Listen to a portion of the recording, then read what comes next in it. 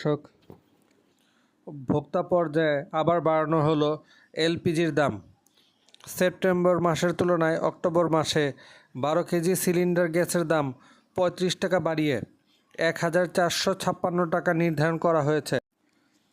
2 October বুধবার রাজধানীর কারওয়ান বাজারে বাংলাদেশ এনার্জি রেগুলেটরি কমিশনের চেয়ারম্যান জালাল আহমেদ নতুন এ দাম ঘোষণা করেন, যা একই দিন সন্ধ্যা 6টা থেকে কার্যকর হবে।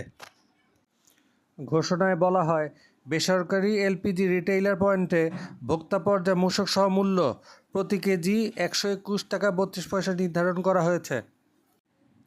জালাল আহমেদ বলেন, অক্টোবর মাসের জন্য 12 কেজি এলপিজির দাম 1421 টাকা থেকে 35 টাকা বাড়িয়ে 1456 টাকা নির্ধারণ করা হয়েছে।